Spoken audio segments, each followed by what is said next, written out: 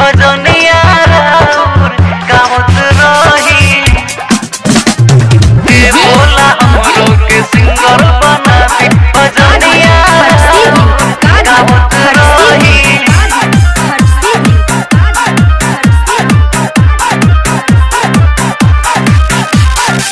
दीदी आशीष भोला हमरो के रौरे भक्ति में मनवा रमावत रही।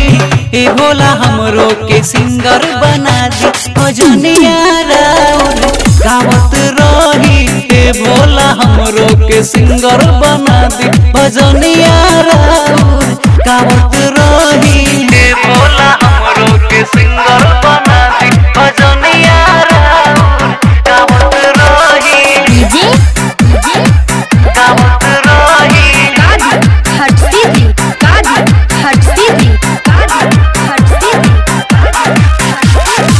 पापा के अपना होई हम दुलरुआ मम्मी के अखिया के तारा है। मम्मी के अखिया के तारा है। पापा के अपना होई हम दुलरुआ मम्मी के अखिया के तारा है। भोजपुरिया सम्राट बन के दिखाइब रोही जोराउर सहारा है।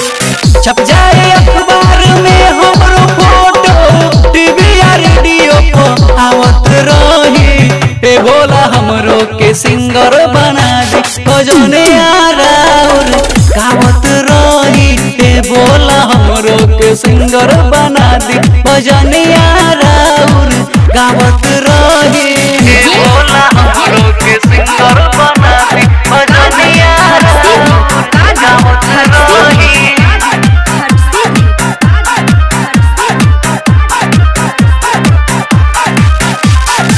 कल्लू के सारी पवन सिंह के जैसे स्टार हमके बना दी है। स्टार हमके बना दी है। कल्लू के सारे पवन सिंह के जैसे स्टार हमके बना दी है। भैया रितेश तोरे हो जाई फेमस किस्मत हमारे चमका दी है। अक्षरा सिंह आलिया भट्ट के संगे रोज फिल्म बनावत रही। ए भोला हमरो के सिंगर बना दी भजनिया राउर गावत रही।